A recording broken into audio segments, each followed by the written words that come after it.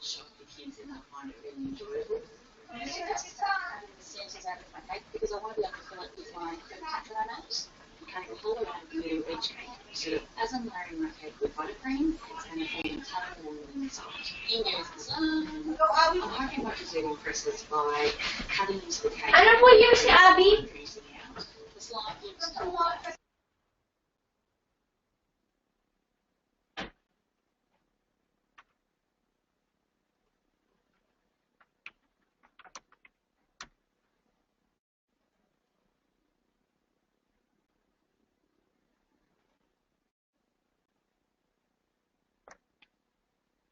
Hello?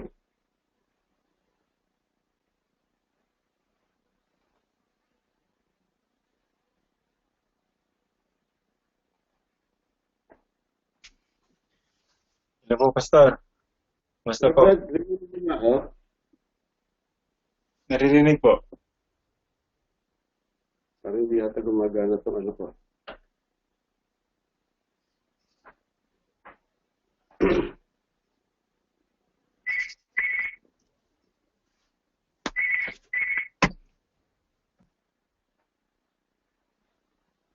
So Janet, naririnig niyo po ba ako?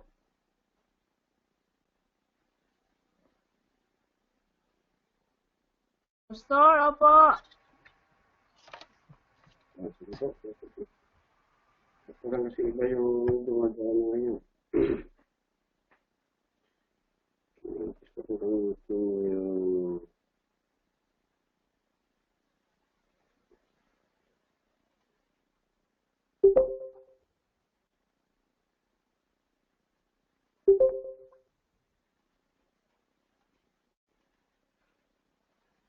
Kuya William, pakisabi na lang kay Brother Vic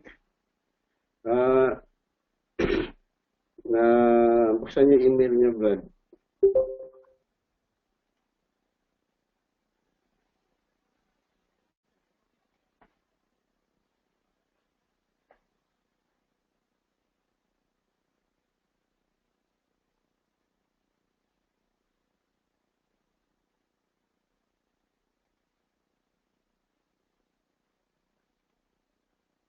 Hello? Kuya William? Hello, kuya. Opo. Brad,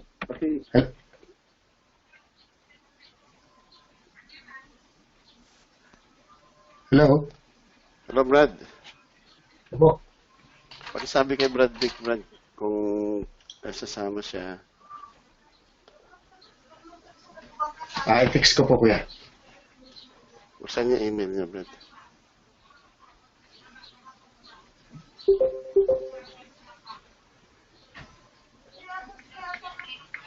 Opo. I-text ko po kaya. Okay, Brad. Sige, kuya. Salamat po. Okay. Alright. Good evening. Magandang gabi po, Brad. Kuya Pabs, ano ba, si Sister Sarot? Oo, sasama ba siya? Nandito. Nandito siya sa, dito sa bahay. Yung mag-asawa. Makikinig na lang daw. Okay, nahanap ka ni Pastor. Sige po, dito na po yung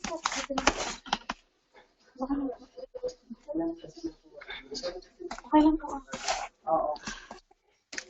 Alright, sisimula na po tayo in a few minutes. Kuya Tito, good evening po, Kuya Tito. Good evening, Pastor. Okay. Pwede nyo pong i-turn on yung mga webcam nyo po kung gusto nyo pong meron po kayong marami pa pong available na videos.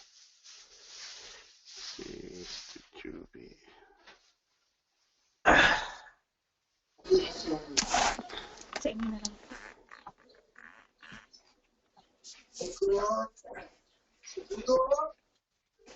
Hello,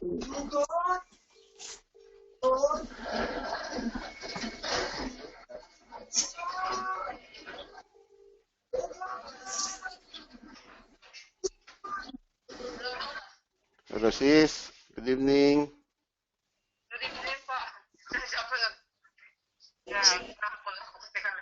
Sige. Mag-login ka na lang.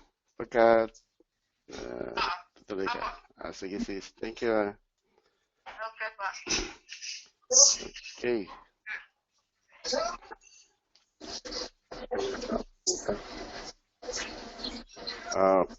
Alright. Pwede pa po. May 5 pa pong available na webcam. I-share nyo yung webcam nyo. Pwede pa po hanggang 5.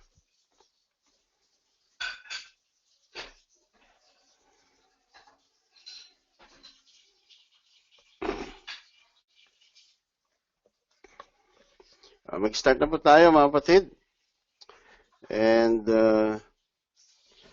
marami-rami po yung ating pag-aaralan ngayong gabi.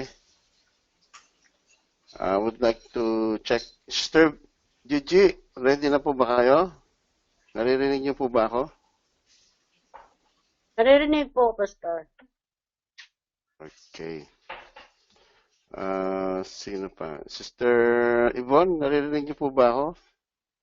Opo, Pastor. Okay. Salamat po. At, sige po, let's pray. Kuya Robert, pwede po bang kayo ang mag-opening prayer, Kuya Robert?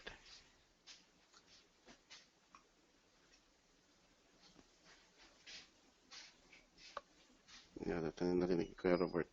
Hello, Kuya Robert.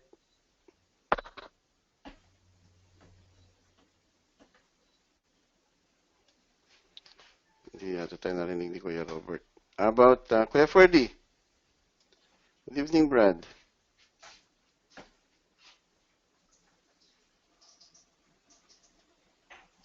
Hindi po, Pastor. Okay. Brad, pwedeng ikaw ang mag-opening prayer? Opo. Sige Sige po. po, manalangin po tayo mga kapatid. Panginoon, purihin ka po, Lord. Maraming salamat po muli, Lord, na meron po naman kami pagkakataon, Panginoon, na pag-aral ng iyong salita.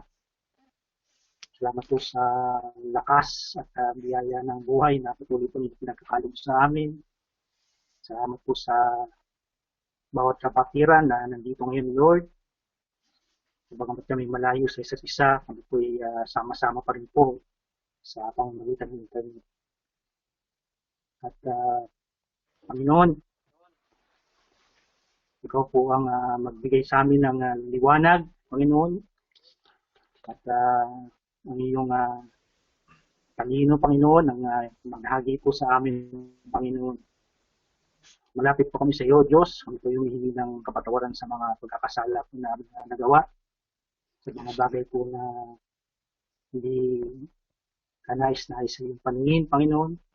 Hindi po may nakasakit sa aming mga kapatiran, Lord, sa pamamagitan ng salita, gawa, Panginoon. Nilalapit po namin sa iyong panan, ng Panginoong Isus, upang kami bigyan ng pagpapatawad, pag-tunay na ang tugon ng aming Panginoong Isus ang bibigay ng linis po sa amin. Yes, Lord. Salamat po, Diyos, sa gabi ito. Panalangin po namin ng gabay ng banal ng Espiritu, Panginoon.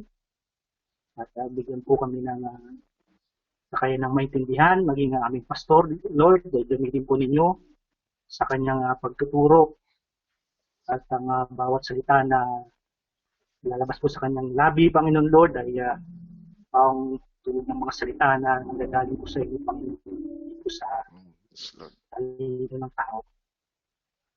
Salamat po, Ama, sa gabi ito, Lord, at patuloy ka po piliin, Panginoon, at pagpalain po ninyo ang gawain ito. Salamat po, Diyos. Pinabalik po namin sa iyo lahat ng kapurihan sa pangalan po namin, Panginoon Hesus. Amen. Amen.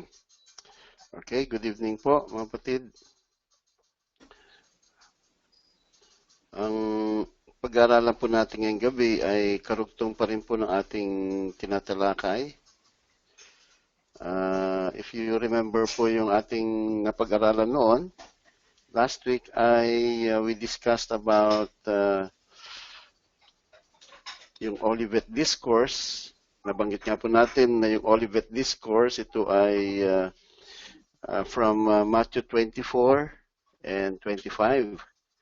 And it is a very long discussion ng ating Panginoon sa kanyang mga alagad, and it contains events for the last days. At let me just go back again doon sa questions ng mga disciples ng Panginoon nung nawala po. Nung siya po ay nandoon sa Mount of Olives, and at that time the Lord was sitting opposite the temple buildings, and then his disciples came unto him. Sabi po dito nakikita niyo po ba yung ating screen? Amen. Okay. So sabi po dito, Matthew 24 verse 3, and as he sat upon the Mount of Olives, the disciples came unto him privately, saying, Tell us, when shall these things be? And what shall be the sign of thy coming and of the end of the world? So from this verse, we draw three questions. And from the first question, when shall these things be? Referring to the destruction of the temple buildings in verse 2. Kung babalikan po natin yan, verse 2 po yung sinabi ng Panginoon.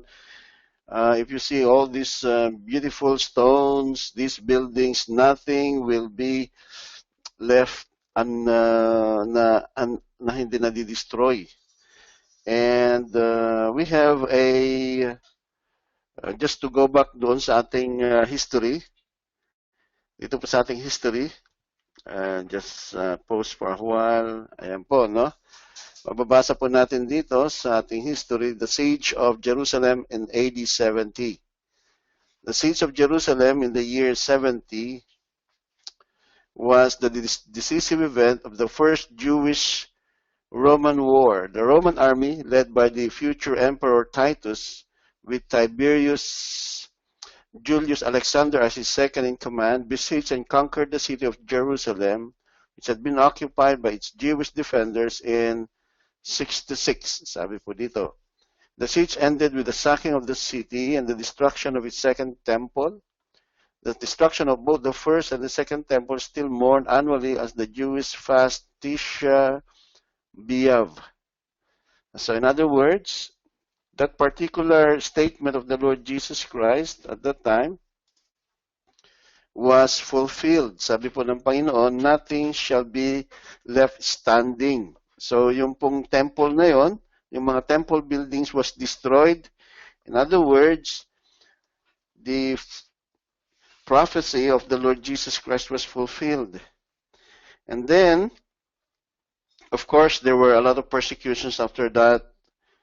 And I believe the reason why there was famine in Judea during that time, it's because of this siege that happened in Jerusalem.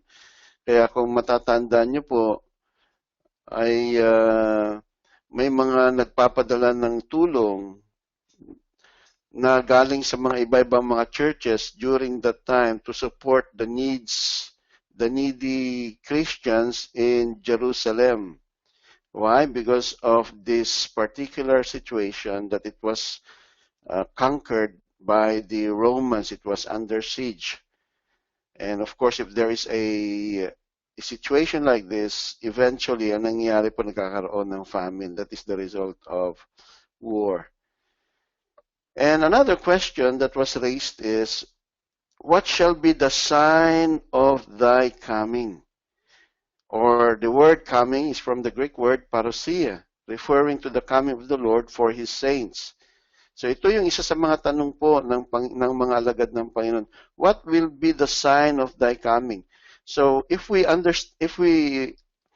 try to meditate carefully about this question, they are asking for a sign. So in other words, when the Lord answered them about their question, He gave them signs of His coming. Ayan, no? Sa madalit sabi po, ang pagdating pala ng Panginoon ay may mga signs.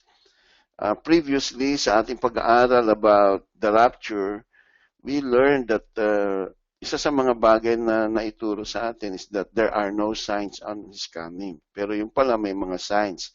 Kaya sinagot ito ng Panginoon. So let's go back dun sa mga tinalakay natin last week about the signs of the coming of Christ. Ayan. So dito sa ating screen, you can see titled The Apocalyptic Events Leading to the Coming of the Lord. So pag sinabing apocalyptic events, let's have a description. Ano po bang ibig sabihin ng apocalyptic? Ang ibig sabihin po ng apocalyptic or apocalypse or yan po na apocalypsis, yan po yung Greek word, literally meaning an uncovering. Is a disclosure of knowledge or revelation. Yan po actually ibig sabihin po ng revelation or the unveiling. Ito ay pagtatanggal ng takip. So, ibig sabihin, hindi po alam walang nakakaalam ng mga bagay na plano ng Diyos, then later on inalis ng Diyos yung mga takip. Inalis niya, in-unveil niya yung mga bagay na mystery para malaman natin kung ano yung mangyayari in the last days. Yan po yung ibig sabihin na apocalypsis o apocalypse. Yan. Okay, so in other words, the apocalyptic events leading to the coming of the Lord. So last week, and even 2 weeks ago, ay napag-aralan na po natin kung ano po yung mga events na nagli-lead. Yung po bang major events. So in other words, there were other events that has happened after the resurrection of Jesus Christ. Of course, there were persecutions already during the first 300 years. There were great persecutions as well. Tapos hanggang sa nagkaroon ng Dark Ages, nagkaroon ng mga false teachers, false prophets.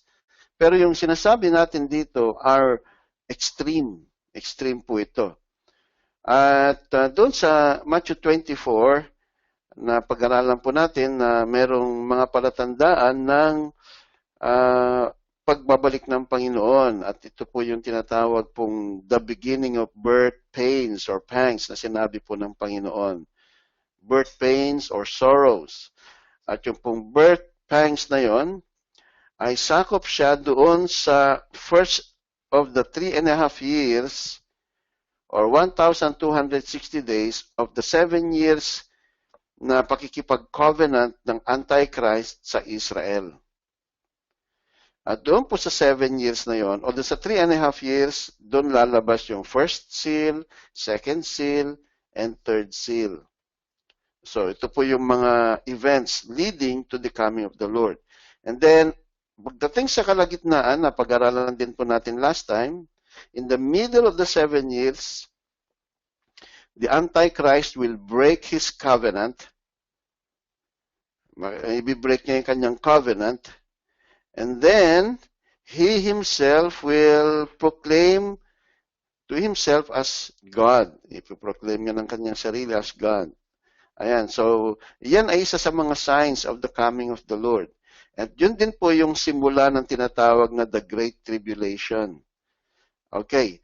Last time I will also maybe next week I will show you some more information about yung ano yung magiging hudyat o para bang ano yung mawawala o aalis para yun yung magiging hudyat na papasok na yung Antichrist.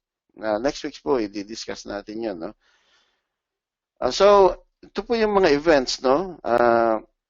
First seal, second seal, third seal, and then the revelation of the Antichrist in the middle of the week or middle of the 7 years. And that's also the beginning of the Great Tribulation. And that Great Tribulation is called the wrath of Satan because in this period, the Antichrist will persecute the believers. Ayan, nabasa natin sa Matthew 24 last time, na there will be great tribulation na walang kasing tulad mula pa nung lalangin ng Diyos ang sanlibutan. At ang sabi nga po ng Panginoon sa verse 22, unless those days were shortened, no one will be saved. Ayan, no? At in that area of great tribulation na pag-aralan din po natin, that's actually the start of the second of the 3.5 years. Sabi po dito sa baba, kung nakikita nyo po, that is the... Sandali po, sagutin ko lang po si Kuya Rene. Kuya Rene! Pastor, magandang gabi po. Opo. Pastor, pag nandiyan ka na sa Skype, paano gagamitin mo yung number mo, yung ID? Ay, ano na Kuya, nag-start na kami. Punta ka lang sa I think na-email ko yata sa'yo. Punta ka sa GoToMeeting. Okay. Tapos ipasok mo yung number mo. Sige. Okay. Thank you, Pastor. Sige. Okay, Brad. Okay, Brad. Bye-bye. All right. So, after the middle of the week, after the start, right after the start of the middle of the week, papasok na po yung 4th seal, 5th seal, at yung 6th seal. At yung panahon na to ay panahon ng Great Tribulation. Ito po yung panahon na kung saan yung mga taong hindi magpapatatak ng 666 ay mapupugutan ng ulo, mape-persecute sila kaya tinawag pong Great Tribulation sapagkat matinding paghihirap ito na daranasin ng mga believers. Then, the Great Tribulation, sabi po ng Panginoon, it will be cut short. And the event that will cut short the Great Tribulation is yung tinatawag na parousia, the coming of the Lord. Ayan, no? The rapture of the saints. Yun po yung magka-cut short. At yung parousia is a back-to-back event with the day of the Lord. Kumbaga, the same day yan po, no? Pareho pong araw yan. The same day yung parousia at yung the day of the Lord. And then after that, yung the 7th seal na. Yan na po, no? The day of the Lord will be the same as the opening of the 7th seal. Okay, so, ayan po, no? Just to review again, ito po yung first 3.5 years. And then the Great Tribulation up to the coming of Christ. Nabanggit ko na sa inyo kanina to. At sabi nga po natin, parousia, which is the definition or the Greek word for the coming of Christ. And then in that parousia is the rapture. And let us just look at parousia again. Kasi po, we did not, na dito tayo naputol no nakaraan po mga kapatid, no? And I just want to explore or let's explore more of the scriptures na nagbibigay sa atin ng knowledge. What are the other things na dapat ma-experience natin pagdating ng coming ng Panginoon? Ayan po, no? So sabi po dito, let's go back. Sabi po dito, I would like to ask Sister Janet, pakibasa po.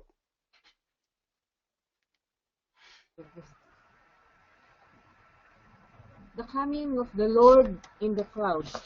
Matthew 24:31. And then shall appear the sign of the Son of Man in heaven. And then shall all the tribes of the earth mourn. And they shall see the Son of Man coming in the clouds of heaven with power and great glory.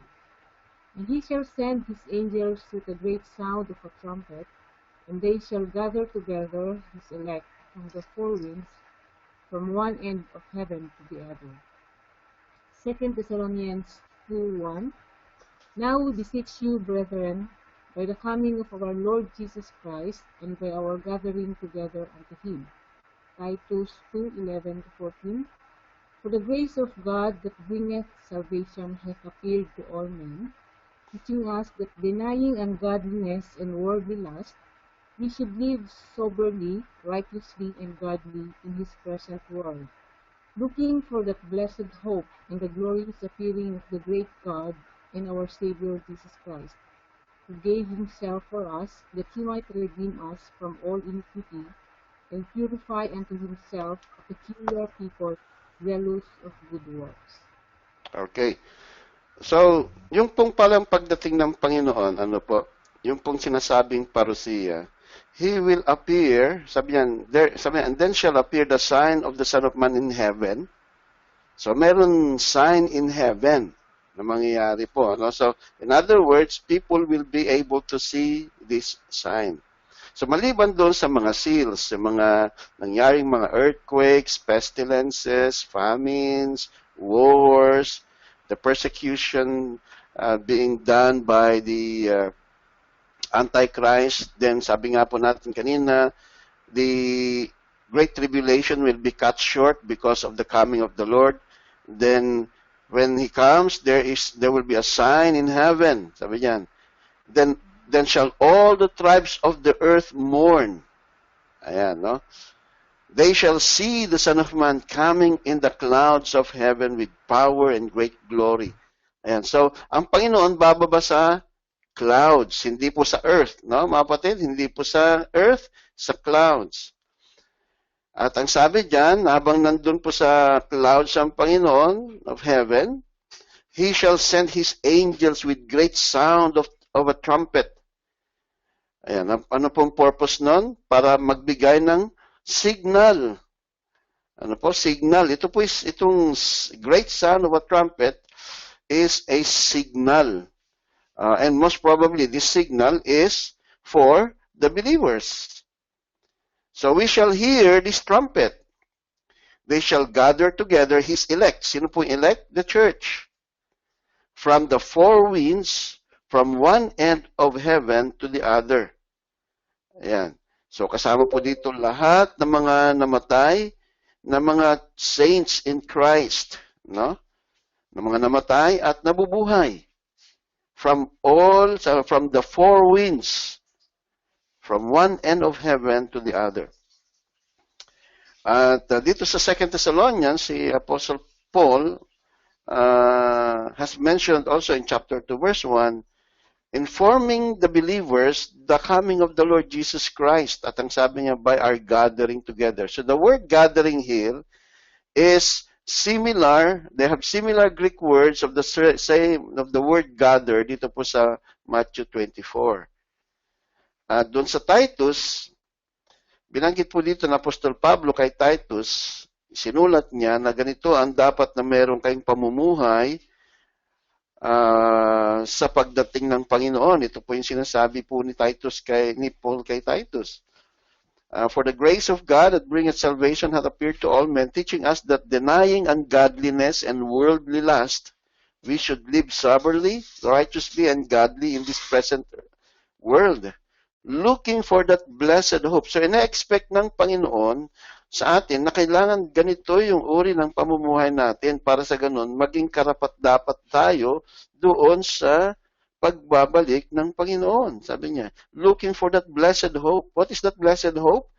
The glorious appearing of our great God, of the great God and our Lord and our Savior, Jesus Christ. Ayan, no? So, how is He coming? He will be coming in the clouds. Bababa siya from heaven to the clouds. 1 Thessalonians, ito po yung ating pinaka-rapture actually na text.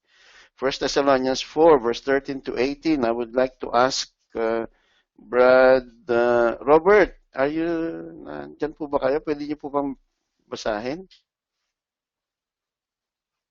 Po, Pastor. 1 Thessalonians po, Pastor. Opo, yung buong page po. 1 Thessalonians chapter 4, verse 13 to 18. But I would not have you to be ignorant, brethren, concerning them which are asleep, that ye sorrow not, even as others which have no hope. For if we believe that Jesus died and rose again, even so them also which sleep in Jesus will God bring with him. For this we say unto you by the word of the Lord, that we which are alive and remain unto the coming of the Lord shall not prevent them which are asleep. For the Lord himself shall descend from heaven with a shout, with the voice of the archangel, and with the trump of God, and the dead in Christ shall rise first. Then we which are alive and remain shall be caught up together with them in the clouds, to meet the Lord in the air. And so shall we ever be with the Lord. Therefore comfort one another with these words. 2 Corinthians chapter 15, verse 51 to 55. Behold, I show you a mystery. We shall not all sleep, but we shall all be changed. In a moment, in the twinkling of an eye, at the last trump, for the trumpet shall sound, and the dead shall be raised incorruptible, and we shall be changed. Okay, salamat po kapatid. So dito po ay, actually ito po yung text natin ng rapture dahil nandyan po yung word na harpazo. Yung sinasabi caught up. Sabi po yung word na caught up. Actually, the Greek word for caught up is harpazo, which means to be taken by, yung po bang ano, yung i-snatch, yan po ibig sabihin, no? Or to be raptured. At ang sabi dito ni Apostol Pablo, na then we which are alive and remain shall be caught up together with them. The word them refers to those who died in Christ in the clouds to meet the Lord in the air. And so shall we ever be with the Lord. Wherefore, comfort one another with these words. So, if we go back to sa Matthew 24, verse 30 to 31, nagmamatch po sila sapagkat ang the Son of Man coming in the clouds of heaven. So, hindi po bababa sa earth ang Panginoon. We will be meeting the Lord in the air.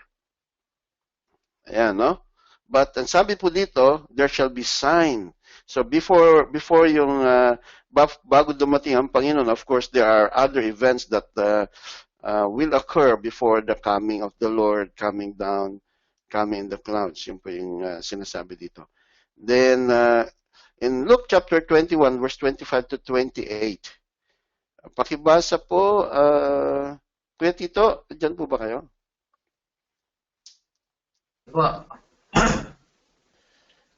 Luke 21, verse 25 to 28, and there will be signs in sun and moon and stars, and on the earth distress of nations in perplexity because of the roaring of the sea and the waves.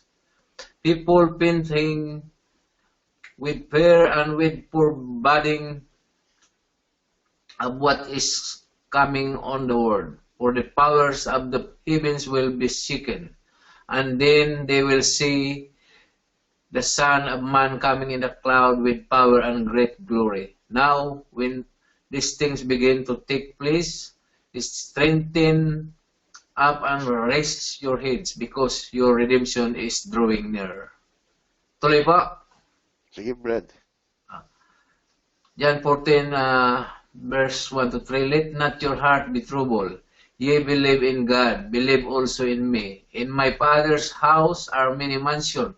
If it were not so, I would have told you, I go to prepare a place for you. And if I go and prepare a place for you, I will come back again. I will come again and receive you unto myself, that where I am, there ye may be also. Amen. So dito po sa Luke 21, verse 25 to 28, sinabi uli ng Panginoon dito, which is a confirmation of Matthew 24. Part po ito ng Olivet Discourse din. And there will be signs in signs, in sun and moon and stars. So meron pong mga mangyayaring mga terrestrial, kumbaga mga troubles sa langit. And on the earth, distress of nations. Isipin niyo po, no? Distress of nations dahil po sa mga makikita nila mangyayari sa sun, moon, and stars. Bakit po? Because the sun will not give its light. The moon will turn like blood. The stars will fall to the earth. Ang sabi po kasi ng Revelation. And of course, because of those signs, ano mangyayari doon sa earth? Yung mga tao, yung mga nakatira sa earth, there will be a lot of distress of nations in perplexity. Sabi dito, no, na yung fear ng tao during that time ay sobra because of the roaring of the sea. Bakit po roaring of the sea? Siguro magkakaroon ng mga tidal waves, no? Na matitindi because of siyempre, pagka nawala nga naman yung araw, immediately there will be lots of earthquakes na mangyayari because there will be a change of temperature. So people fainting with fear and with foreboding of what is coming on the world, for the powers of the heaven will be shaken. So ganun po pala yung entrada ng Panginoon pag bumalik siya, pag bumaba siya from heaven, coming to the earth, coming to the clouds. And then so verse 27, and then they will see the Son of Man coming in a cloud. So makikita po pala ng lahat ng tao. Bakit ko po ni sinabi? Because there will be no sun, there will be total darkness, and then suddenly the appearing of the Lord Jesus Christ will be glorious. So walang sino man hindi makakita sa kanya, the whole world will see him. At ang sabi dito, why? Because and then they will see the Son of Man coming in a cloud with power and great glory. Now when these things begin to take place, straighten up and raise your head. Sabi po niya. So sino po yung sinasabi niya dito? Yung church, yung saints, yung mga naging faithful sa Panginoon. Because your redemption is drawing near. Ayan. So siguro in just few moments ay mararapture na. Kagaya ng nabasa natin kanina sa 1 Corinthians chapter 15 verse 52, in a moment, sabi diyan, in the twinkling of an eye, at the last trump, for the trumpet shall sound, and the dead shall be raised incorruptible, and we shall be changed. Ayan. Then the purpose ng Panginoon, why He's coming in the clouds, ano po yung purpose niya? To fulfill His promise. Ano po ba yung promise niya? Sabi niya, and if I go and prepare a place for you, I will come again and receive you unto myself, that where I am, there may be also. Sabi niya. Now, doon sa 1 Thessalonians chapter 1 verse 10. Opo. May tanong lang po ako, Pastor. Opo. Yung pong time na yung wala na liwanag yung araw, tapos lalaglag yung mga stars, no? Tapos yung aalo ng malakas yung parang tidal wave po.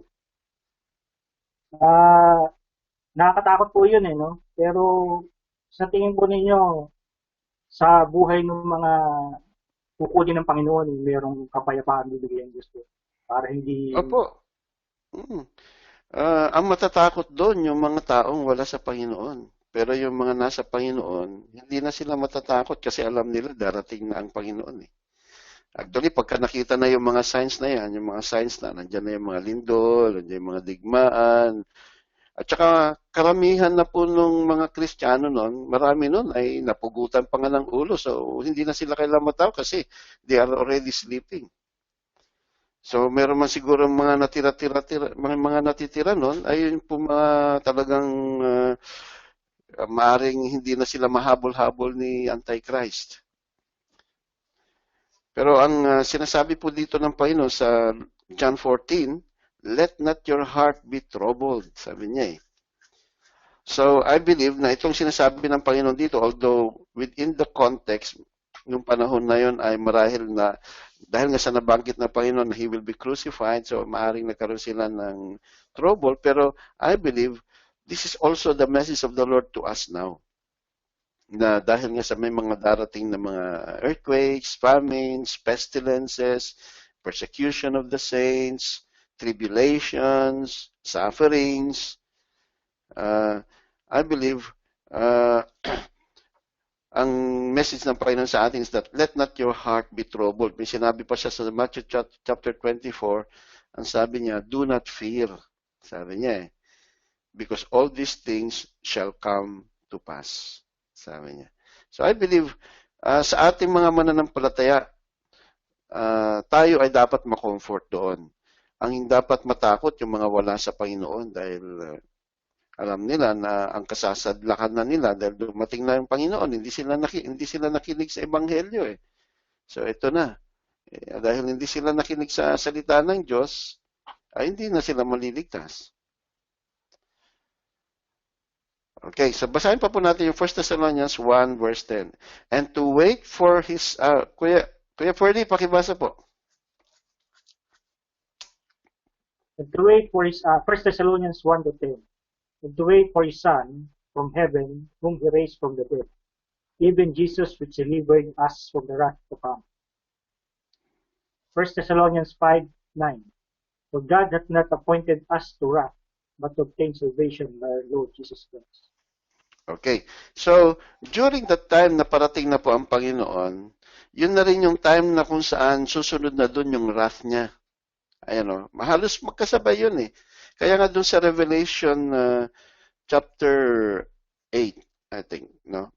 Mayroon magkakaroon ng silence sa heaven eh, for 30 minutes. So, ang sabi ng mga Bible scholars doon, yun yung time na kung saan mararapture yung mga saints, then darating, after na-rapture yung saints, mabilis eh, yung pangyayari. Then, darating yung wrath ng Diyos. Ayan, darating na po yung puot ng Diyos. Okay. Ayan po, yun po yung parousia, the coming of the Lord. Ayan po, may clouds. May sign pa nga po ng clouds dyan eh. Alright. So, tanong dito, what are the instructions of the Lord for the church before His coming? So, ano yung sinasabi ng Panginoon sa atin na dapat natin gawin para bago siya dumating? Ano yung mga instructions niya? So, dito sa Matthew 24, verse, medyo maliit, no? Nakikita niyo po ba, mga kapatid? Sandali po, paano ko, hindi ko yata mapalaki. Okay, anyway, nababasa niyo po ba?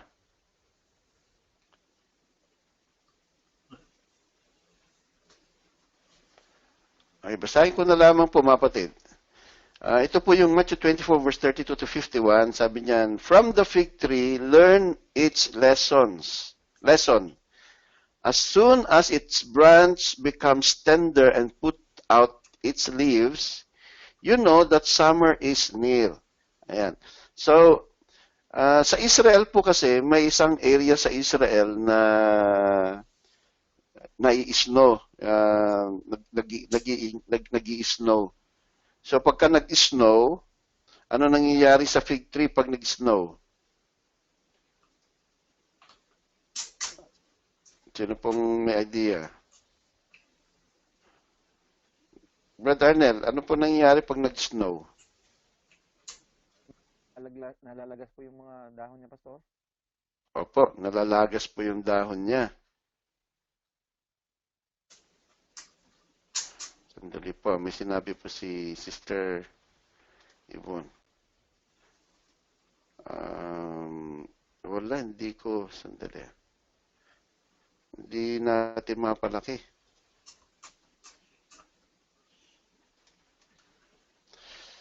Tingnan ko lang. Nawala, lalong nawala. Back screen.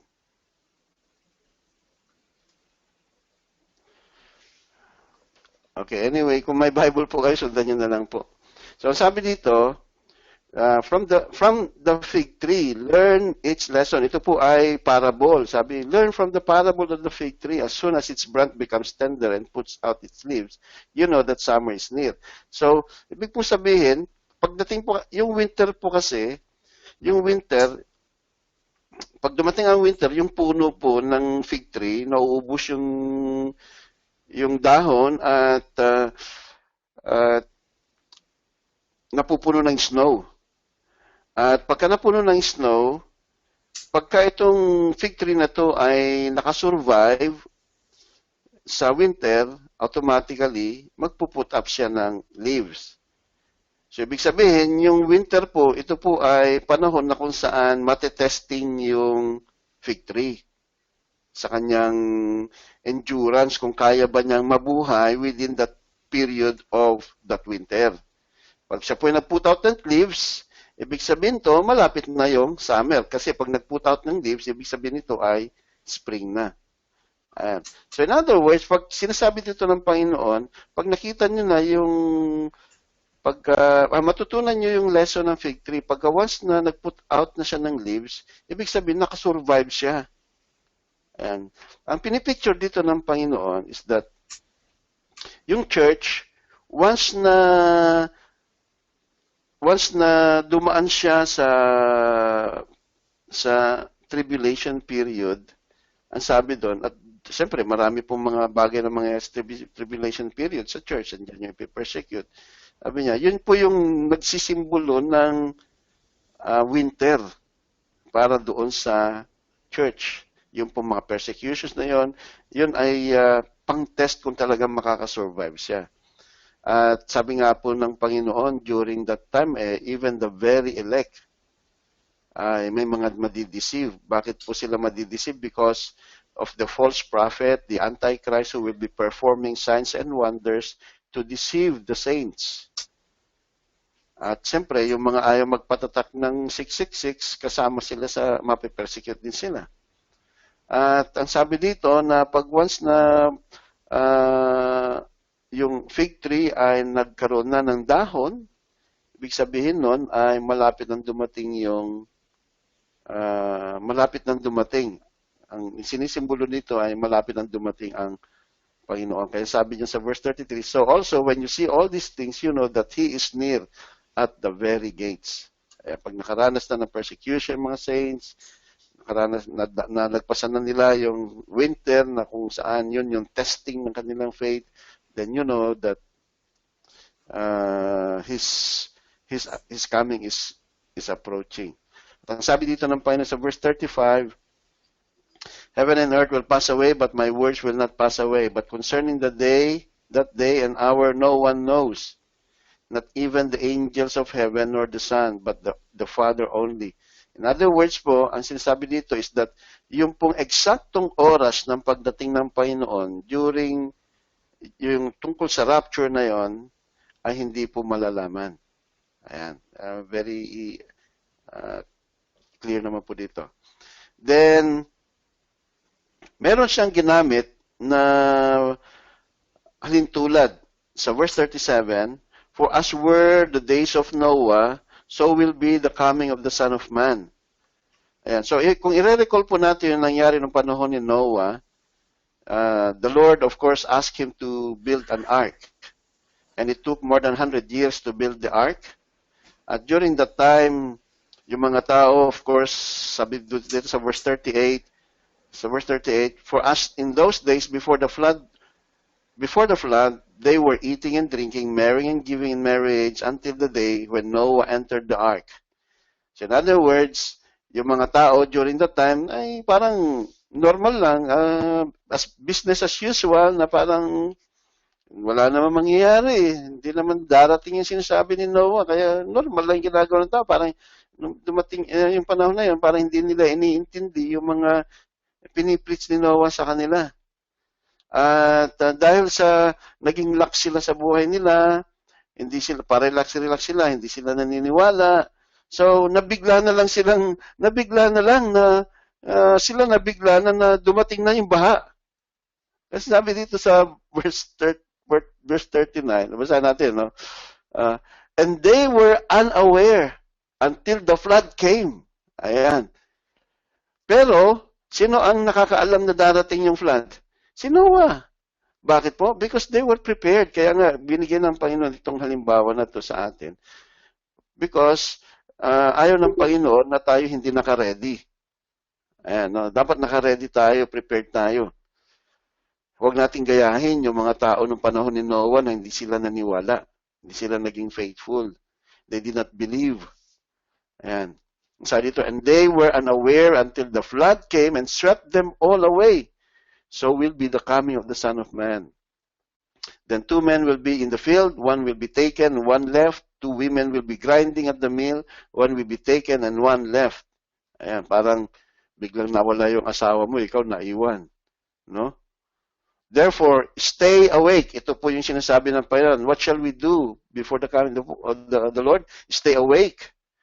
For you do not know on what day your Lord is coming.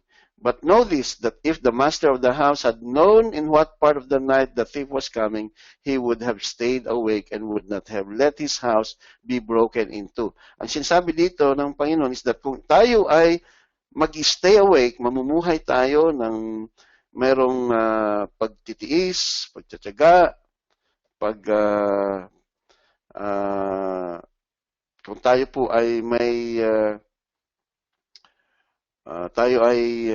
mananatiling tapat sa Panginoon, ang sinasabi po dito is that tayo ay hindi daratnan ng kagaya ng magnanakaw. Ayan. Amen?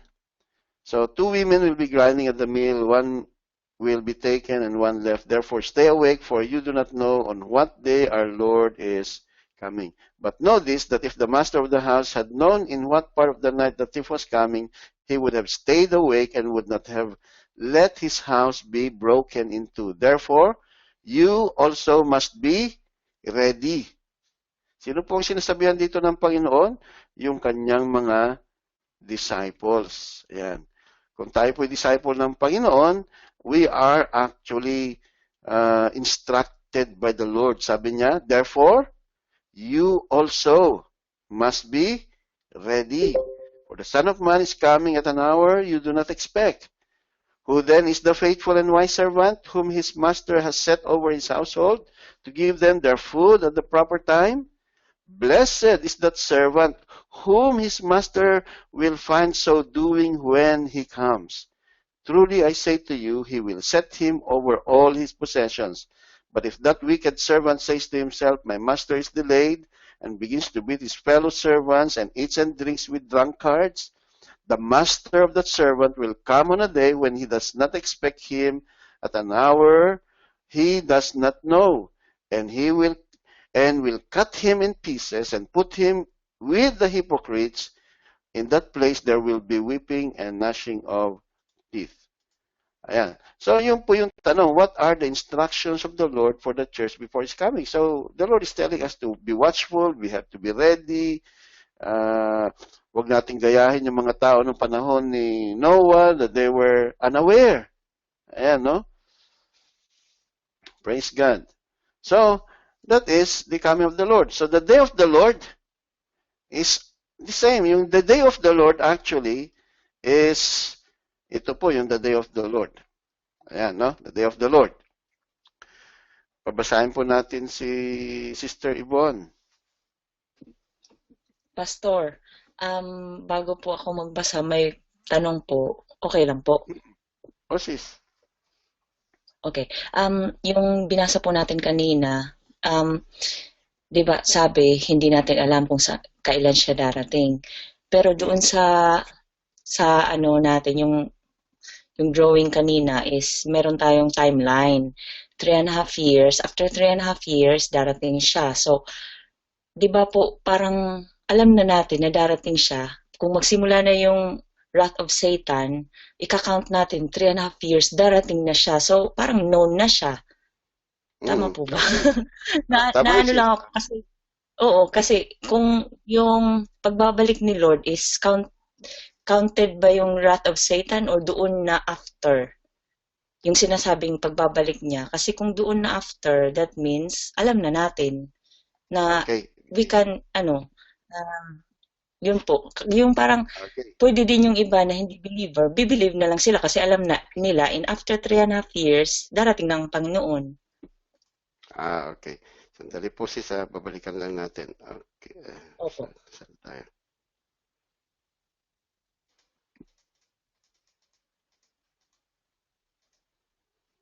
Okay, yan po.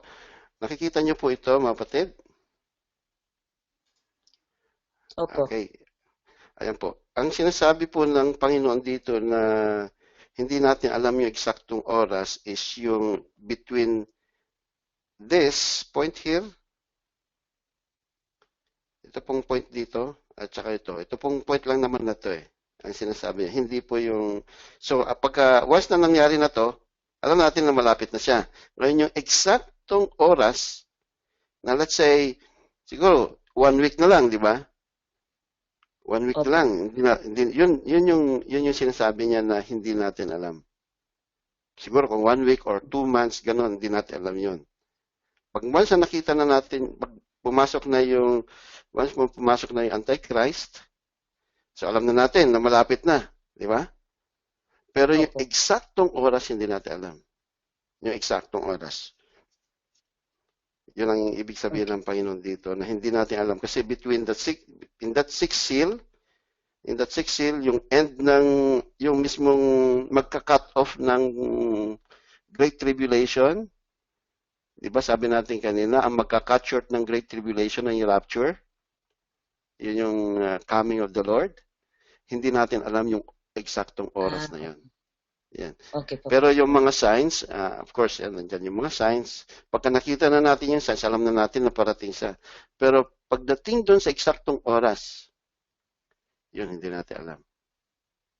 Eksaktong oras. Kaya lang, mapapansin natin, miski sa panahon natin ngayon, miski yung mga, sabi natin, nagpipreach na tayo, mga unbelievers, parang pagka titingnan mo yung mundo ngayon, di ba? Naipipreach na si Jesus Christ na darating siya, nakikita na nila na medyo nag-i-increase na yung mga, nagiging intense na yung mga earthquakes, dumadami na yung earthquakes, yung mga typhoons, nagiging, signal number 5 na parang baliwala pa rin sa kanila eh. No, sa panahon natin ngayon, kung titingnan natin, parang baliwala pa rin sa kanila kasi parang business as usual pa rin. At they will be caught in unaware. Pero tayong mga Christians, because we know that the Lord is coming, because nakikita na natin yung signs, praise God.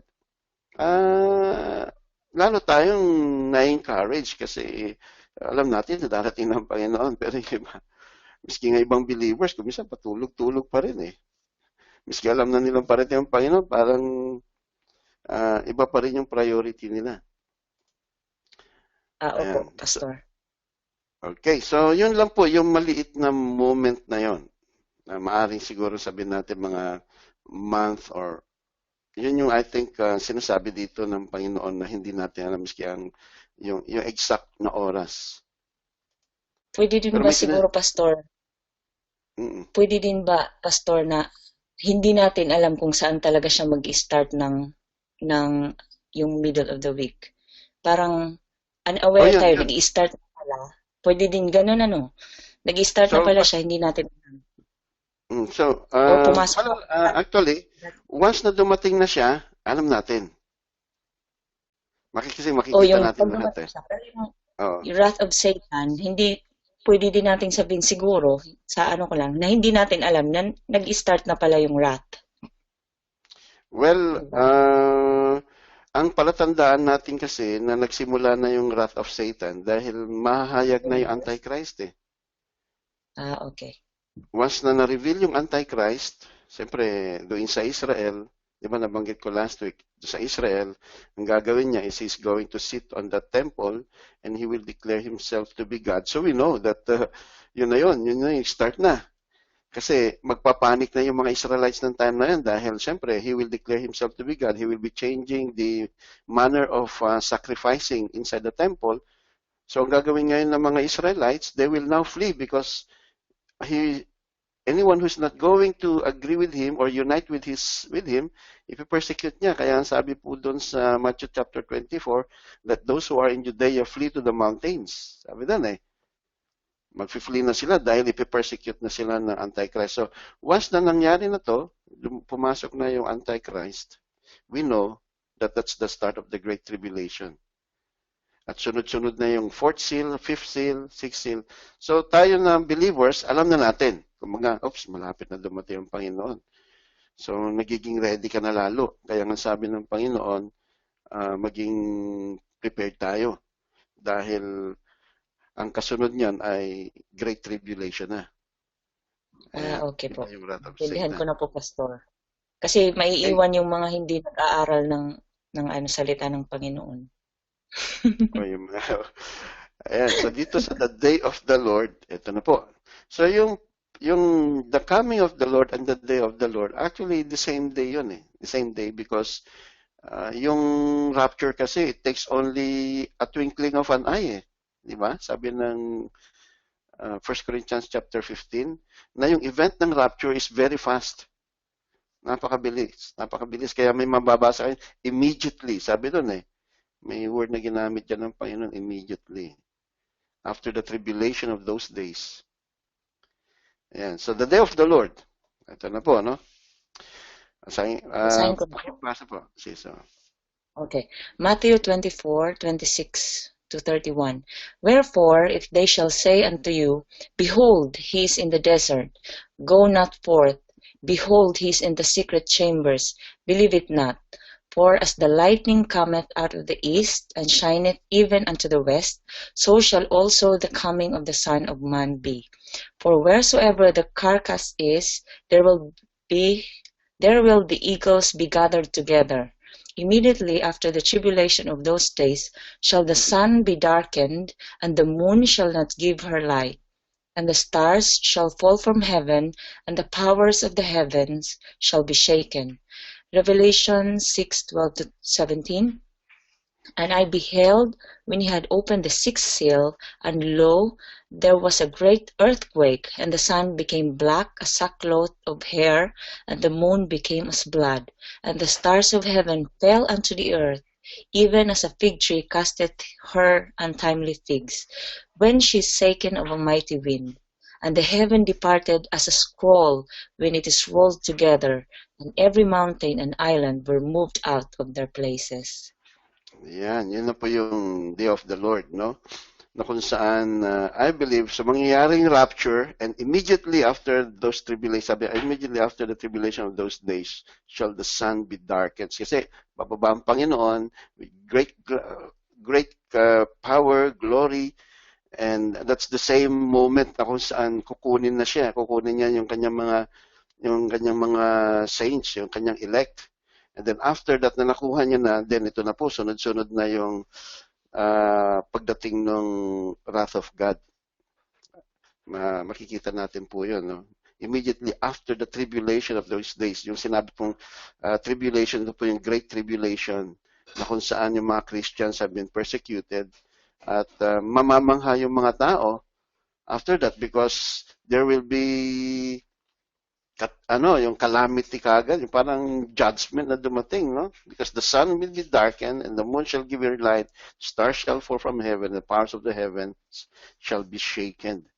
At makikita nila yung pagdating ng Panginoon. So, parang simultaneous lahat to na mangyayari, mabilis eh.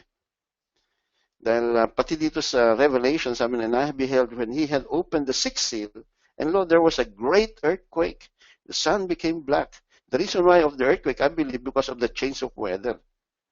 Sun became black. So, of course, ang temperature nun, magdadrop siya, maaring -2, basta -2 dahil pag nawala na po yung araw, siyempre, lalamig pirmi yung temperature. And the moon became as blood, and the stars of heaven fell up unto the earth.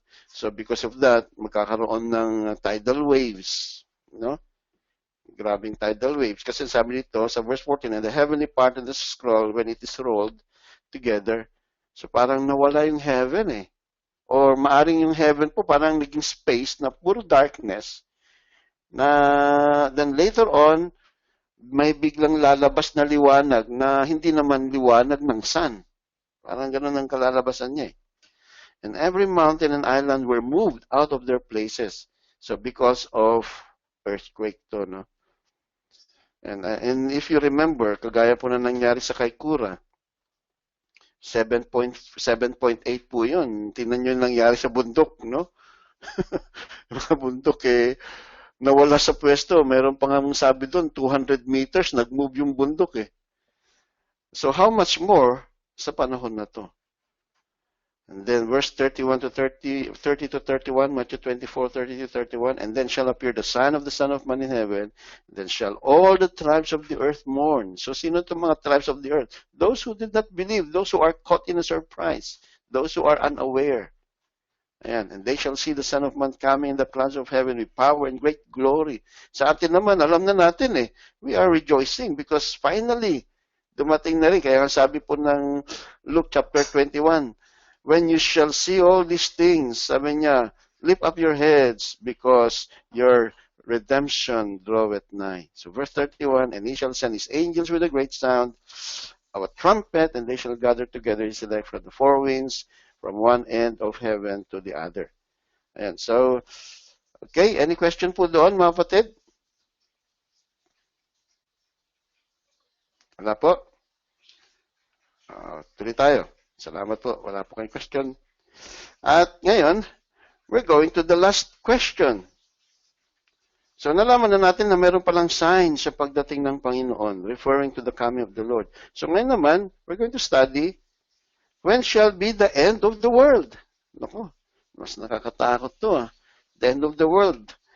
The word, ito pong phrase na end of the world, referring to the entire completion or consummation of the age. Yun po yung ibig sabihin actually ng when shall be the end of the world. Sa Greek word, kinuha ko po yung tamang translation niya from the Greek word is entire completion or consummation of the age. Yung world po is age. Yung pong end means entire completion. So, what does that mean? Okay. When will be the end of the world? Right. Sumiikot-ikot pa. Nakikita niyo po ba, mga kapatid? Are you still there? Okay. Salamat po. Nandyan pa pala kayo. Hindi ko na tinitingnan kung sino yung nandyan Alright. So, alam natin, sa panahon natin ngayon ay tinatawag na the church age. So if there's an end, there was a beginning. So sinabi kasi dito, when will be the end of the world? So if there is an end, there was a beginning. Ano po ba yung beginning muna? Balikan muna natin yung beginning. Ayan, red light. Ang tawag dyan, the gospel must first be preached to all nations. So yung beginning niya, tinan po natin. Sabi po kasi dito, ng Panginoon sa Mark 13 verse 10. Kuya Pablo, pakibasa. Kuya. Okay. Mark 13:10, King James Version. And the gospel must be first be published among all nations. Ayan. Okay. So ano naman yung ending niya? Tingnan naman natin ending. Pakibasa po, Kuya Pablo, yung ending. The ending, this gospel of the kingdom shall be preached in all the world for a witness. Matthew 24:14. Ayan. So mapapansin niyo po, no? It starts with preaching the gospel and ends in the preaching of the gospel. Bakit ko nasabi yun? Tingnan natin, no? Ayan po, nasabi po dito sa Matthew 24 verse 14. Pakibasa, Brad. Basahin ko ulit. Matthew 24:14, King James Version. And this gospel of the kingdom shall be preached in all the world for a witness unto all nations, and then shall be the end come. Siguro ang tanong natin, Brad Tony, sino pa magpipreach nito? Halimbawa, na-rapture na tayo, sino magpipreach? Di ba? Hello? Sino kayo magpipreach doon? Na-rapture na tayo. Okay, ito, basahin natin mga kapatid. Sino pang pwedeng magbasa? Ate Janet, andyan po ba kayo? Andyan pala, Sister Leia. Sister Leia na lang. Marinig na natin yung boss si Ate Leia. Sister Leia. The gospel preached. Oh, sorry po. Naku, nawala. Sandali. Ayan, nawala. Sandali po. Okay. Ayan, sis. The gospel preached to all nations. Revelations 14:6-13. And I saw another angel fly in the midst of heaven, having the everlasting gospel to preach unto them that dwell on the earth, and to every nation and kindred and tongue and people, saying with a loud voice, Fear God and give glory to him, for the hour of his judgment is come, and worship him that made heaven and earth and the sea and the fountains of waters. And there followed another angel saying, Babylon is fallen, that great city, because she made all nations drink of the wine of the wrath of her fornication. And the third angel followed them, saying with a loud voice, "If anyone worship the beast and his image, and receive his mark in his forehead or in his hand, the same shall drink of the wine of the wrath of God, which is poured out without mixture into the cup of his indignation. And he shall be tormented with fire and brimstone in the presence of the holy angels and in the presence of the Lamb. And the smoke of their torment ascendeth up forever and ever. And they have no rest day nor night, who worship the beast and his image, and whosoever receive the mark of his name. Here is the patience of the saints. Here are they that keep the commandments of God and the faith of Jesus. And I heard a voice from heaven saying unto me, Write, Blessed are the dead which die in the Lord from henceforth. Yes, saith the Spirit, that they may rest from their labors and their works do follow them." Okay. So tanong natin kanina, who's going to preach the gospel to all nations? Diyan po, ano, sabi diyan, "And I saw another angel fly in the midst of heaven, having the everlasting gospel to preach." Sino magpipreach? Angel po. Ito na po yung para bang ang panahon na yon, binibigyan ko pa kayo ng chance. Parang ganon, sinasabi po ng angel, you have to believe the gospel. So, binibigyan pa po ang chance ang mga to every nation and kindred and tongue and people. Binibigyan pa rin po ng Panginoon during that time. Pero merong sinasabi po sa ibang chapters ng Revelation that they, instead of believing God, instead of turning away from their sins, they cursed God. Na meron pong sa ibang chapters ng Revelation, mababasa po natin yun. No? So, yun po yung ending niya. Then, ito na, sunod-sunod na po yung darating na mga trumpets, andyan na po yung mga wrath of God. Papag-aralan po natin yun. No? Okay, so let's go to the next, ayan, rapture of the saints. Meron na naman, no? Ito naman po yung mangyayari while the world during that time, after the rapture, may mangyayari po sa mundo. Tingnan natin kung ano mangyayari sa mga saints during that time. Ayan, what happens to the saints after the rapture? Nakikita niyo po ba? So while there is suffering among the ungodly during the time na ibubuhos na ng Panginoon yung kanyang wrath, ito naman po nangyayari sa heaven. Ito na po, John 14 verse 2 to 3, ito na po yung sinabi ng Panginoon na in my Father's house there are many mansions, I will prepare a place for you.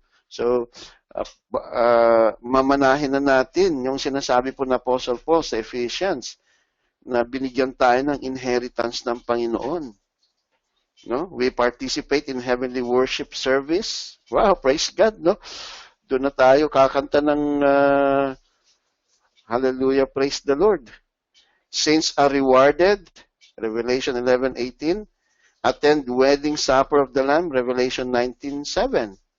Ayan, no? Ito po yung mangyayari naman sa saints after the rapture. Ayan. Then the saints will come back again with the Lord in the battle of Armageddon. Kasama natin siya. Revelation 19. Okay, so yun po yung mangyayari sa raptured saints when they go up to heaven. Nawala na yung medyo nawala. Yan. Okay, so what are the events leading to the end? So napag-aralan natin na meron pong Great Tribulation. Napag-aralan natin na yung Great Tribulation will be cut short because of the rapture, because of the parousia, the coming of the Lord. So then, papasok na po yung seventh seal. Ano po yung seventh seal? Basahin po natin seventh seal. Ate Janet, pakibasa po.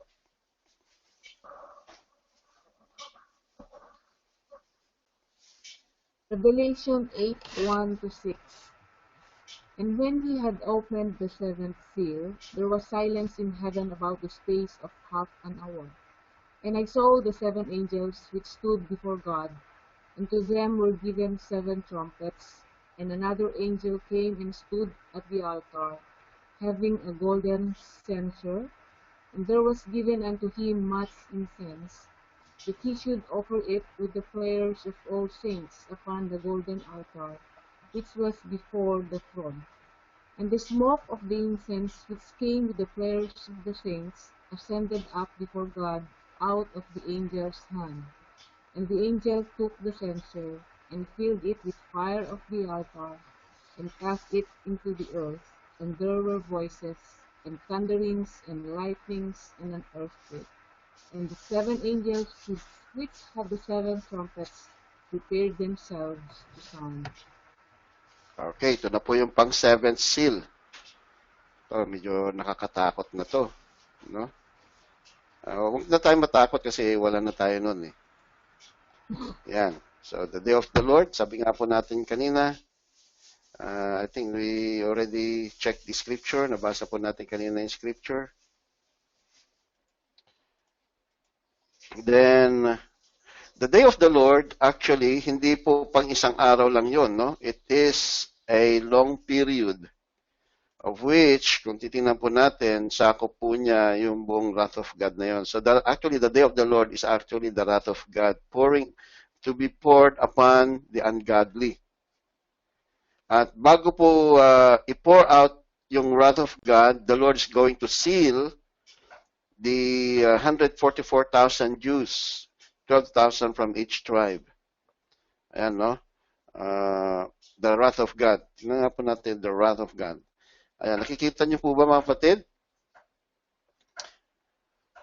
Ayan, the wrath of God. So, after the rapture, yan na po yung wrath of God. Yung gray color, much darker gray. Ayan. At ang sabi po dito, pagdating sa number 7, dito na magsisimula yung day of the Lord. Then, sabi dito, pagpasok ng unang trumpet, third of the earth, marami mamamatay. Third of the salt of the seas. I think, iwanan ko po sa inyong babasahin nyo na lang po yung chapter 8 hanggang chapter 11, verse 15 to 17. Yun po yung sinasakop ng the 7 trumpets. Tinan pa po natin. Then, may tinatawag na 3 woes, woe 1, woe 2, woe 3. Ayan. Tapos meron pong tinatawag dyan na the 7 bowls. Bowls. Sa ibang translation, sa King James, ang tawag po sa bowls ay vials. Ayan. At mapapansin po ninyo na after the 7 years of the tribulation, the 7 years of Daniel, meron pong tinatawag na 30 days tsaka 45 days. Ipapakita ko po yun sa inyo mamaya. Okay. So ngayon, imagine niyo na po, andyan na po yung wrath of God. Ito po yung area na kung sakop niya from yung day of the Lord. Yan, no? 7 trumpets. Revelation chapter 8 from verse 7 to 11, 15 to 19. Yan po, sinulat ko na lang po. Actually, mahaba po ito pag binasa natin lahat. Ayan po, no? Mahaba-haba to. I request you po na basahin nyo na lang po kasi mahaba ito, mga kapatid. Sana po ay tulungan nyo po ako sa area na to na basahin nyo rin po, mga kapatid. Then, doon sa yung tinatawag na 3 woes, may first woe, Revelation 9, verse 1 to 12. Second woe is Revelation 9, 13 to 11. And third woe is Revelation 11, verse 15. Then after that ay yung 7 bowls or 7 vials.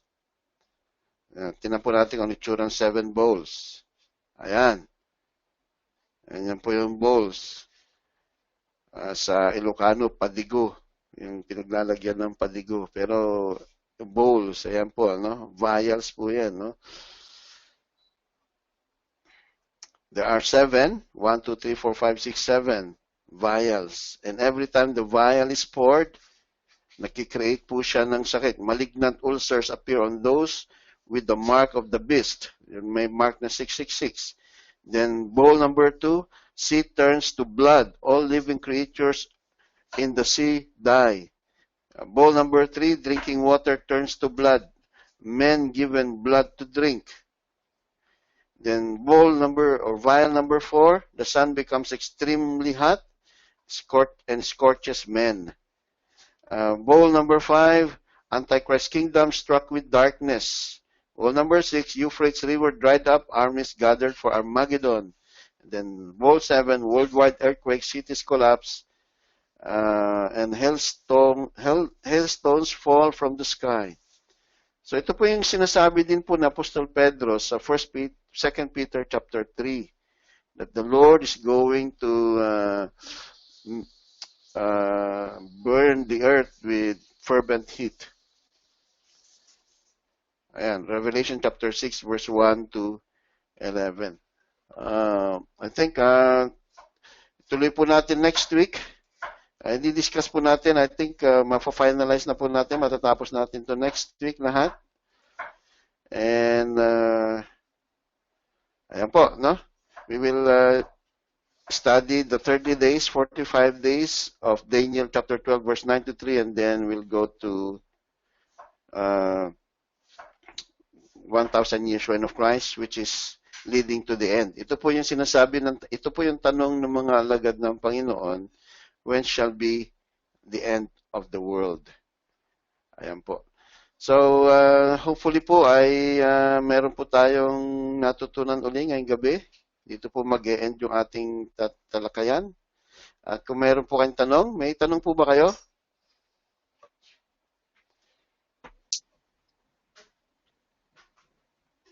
Hello? Any question? Wala na pong tanong. Salamat po kung wala pong tanong. At tayo po yung manalangin sa ating Panginoon sa gabing ito, sa ating napag-aralan. Samahan niyo po ako sa ating panalangin. Hallelujah. Father, we thank you, O Lord, for what we have learned today.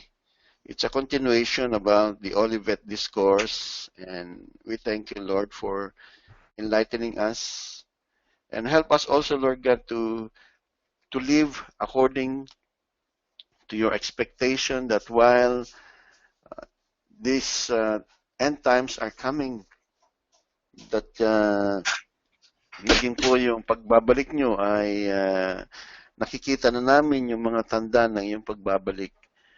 Panginoon, amin pong tibayan ang aming mga pananampalataya, amin pong lalong pasiglahin ang aming pananampalataya, lumakad po kami sa magitan ng kapangyarihan ng iyong Santong Espiritu para lalo po kaming maging matatag, lalo kaming maging masigasig na nagpapangaral ng iyong salita.